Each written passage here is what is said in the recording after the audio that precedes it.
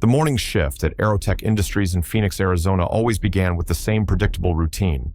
The desert sun would paint the sky orange at exactly 6:15 a.m., and by 6:30, the security gates would swing open with a mechanical hum that echoed across the empty parking lot. Young engineers would stream through the entrance, their voices carrying the confidence of fresh degrees and unlimited ambition. They walked with purpose, coffee cups in hand, designer laptops slung over shoulders, discussing weekend plans and stock options with the casual arrogance of those who had never been told they couldn't achieve anything they set their minds to. The lobby would fill with chatter about the latest Tesla model, cryptocurrency investments, and vacation plans to Cabo. And at exactly 7 a.m., like clockwork, he would arrive. David Chen, 58 years old, drove a 2003 Honda Civic with rust around the wheel wells and a crack in the windshield that he'd been meaning to fix for 3 years. He parked in the far corner of the lot, not because he had to, but because he'd learned long ago that staying invisible was easier than explaining who you used to be. He was a man carrying weight on his shoulders that no one could see. In his weathered hands, he pushed a cleaning cart with squeaky wheels. On his graying head sat a faded blue cap with no logo, no team affiliation, nothing to indicate the thousands of hours he'd spent above the clouds. On his feet were steel-toed work boots, scuffed and practical, boots that had once walked across tarmacs where million-dollar aircraft waited for his inspection. The young engineers barely noticed him.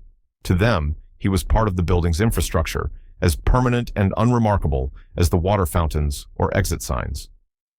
When they did acknowledge his presence, it was with the casual dismissiveness reserved for service workers. "Hey, old man," Jake Morrison would call out, not bothering to look up from his phone. Jake was 28, a mechanical engineering graduate from Arizona State, and he wore his youth like armor. "Clean around my desk when you get a chance, and maybe grab me a coffee from the break room." David would nod silently, his dark eyes betraying nothing. He'd learned that responding with anything other than compliance only made things more complicated. Better to be invisible than to become a problem. Brad Stevens, the project manager, treated David with the kind of condescending politeness that somehow felt worse than outright rudeness. "David, buddy," he'd say with a forced smile, "stick to the cleaning stuff, okay? We've got some pretty complex engineering work happening here. Wouldn't want you to get confused." The other engineers would chuckle at Brad's comments, not out of malice necessarily, but from the comfortable assumption that education and age created clear hierarchies that everyone understood and accepted.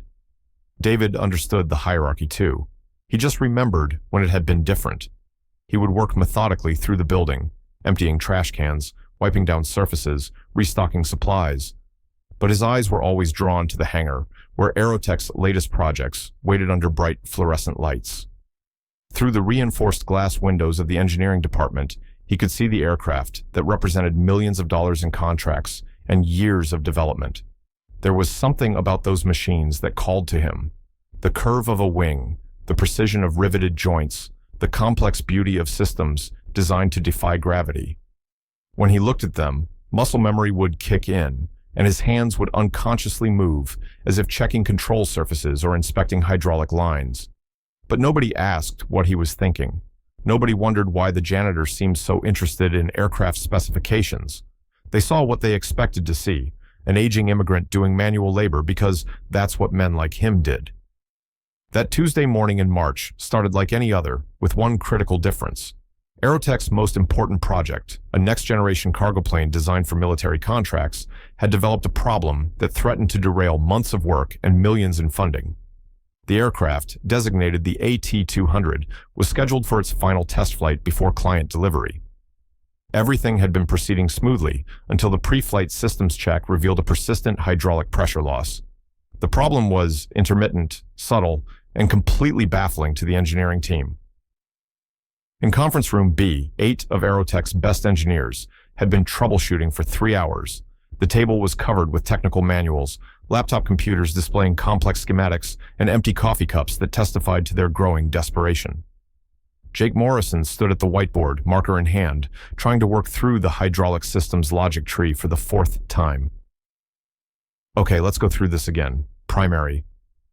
Hydraulic pump is functioning within normal parameters. Fluid levels are adequate. Main distribution lines show no signs of wear or damage. Sarah Kim, the senior hydraulics engineer, shook her head in frustration. I've checked every connection in the primary system twice. Pressure sensors are all reading normal, but we're definitely losing fluid somewhere. Brad Stevens paced behind them, phone pressed to his ear, fielding increasingly angry calls from their client. Yes, sir. I understand the timeline is critical. We're working around the clock to resolve this. Yes, sir. I'll call you with updates every hour. The pressure in the room was palpable. This contract represented more than just money. It was Aerotech's bid to become a major player in military aviation. Failure here would mean more than lost revenue. It would mean lost credibility in an industry where reputation was everything. Just outside Conference Room B, David Chen was going about his routine maintenance, cleaning the hallway windows with practiced efficiency. Through the glass, he could see the engineers hunched over their diagrams, their body language radiating stress and confusion. His eyes fell on the technical drawings spread across the conference table. Even from a distance, even upside down, he recognized the hydraulic schematic. He'd seen similar systems hundreds of times, had troubleshot problems that stumped teams of engineers, had saved lives by understanding the intricate relationships between pressure, flow, and mechanical stress. He slowed his cleaning motion, studying the visible portions of the schematic.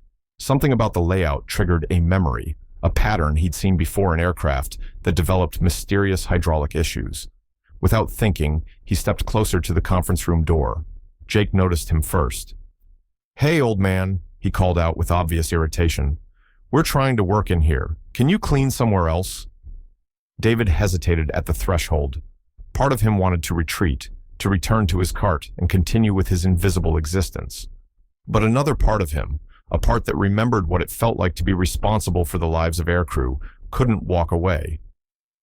Sir, he said quietly, his voice carrying the faint accent of someone who had learned English as a second language.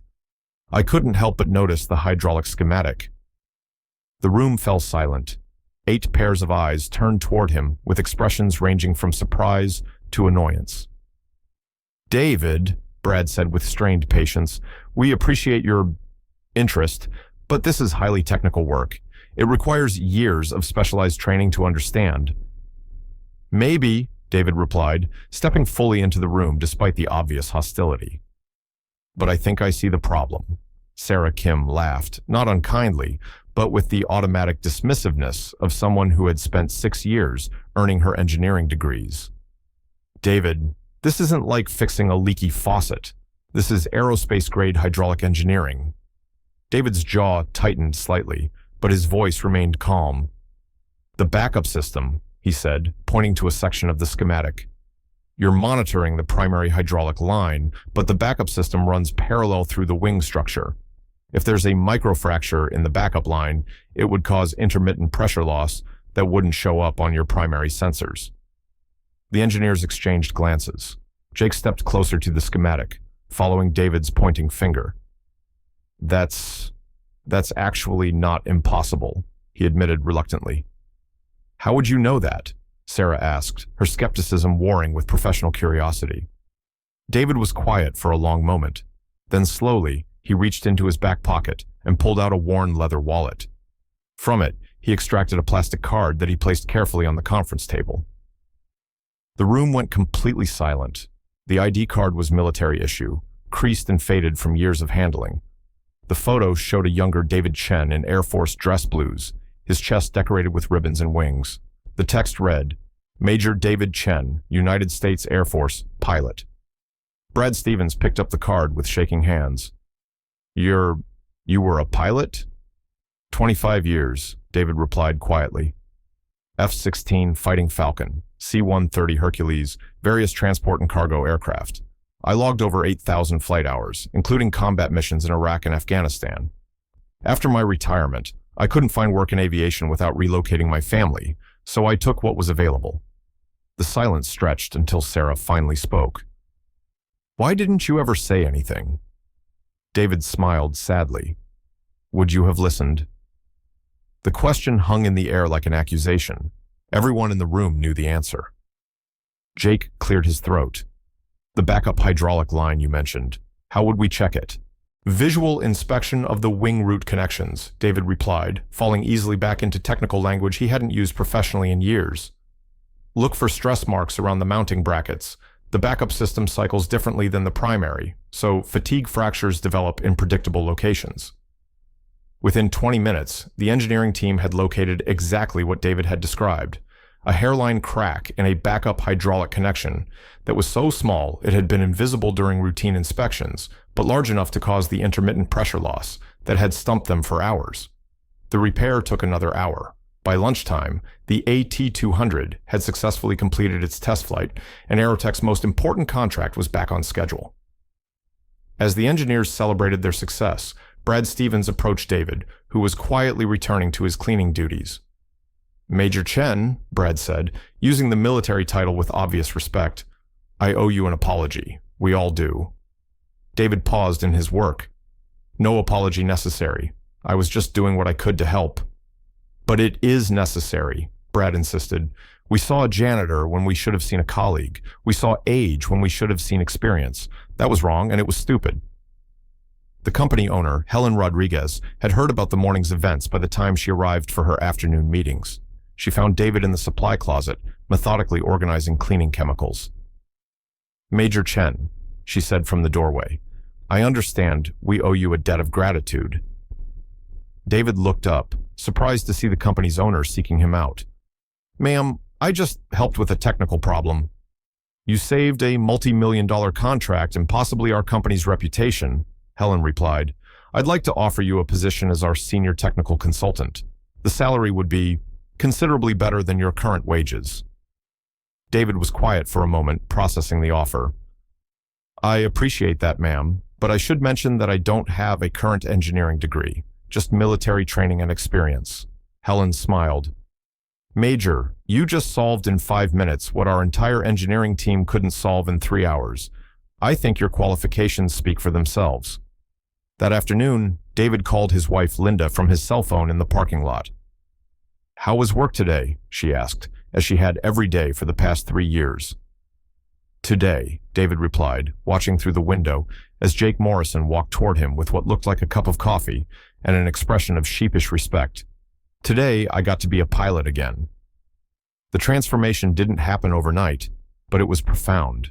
David's new office was down the hall from Conference Room B, with windows overlooking the hangar where the aircraft he now helped design would take their first flights.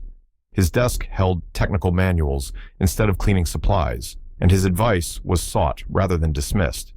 The young engineers who had once called him Old Man now addressed him as Major or simply David, spoken with the respect due to someone whose knowledge had been earned through experience rather than textbooks. Jake Morrison, in particular, seemed determined to make amends for his earlier behavior. "Major," he said one afternoon, approaching David's desk with obvious nervousness, "I wanted to apologize again for how I treated you. I was arrogant and disrespectful."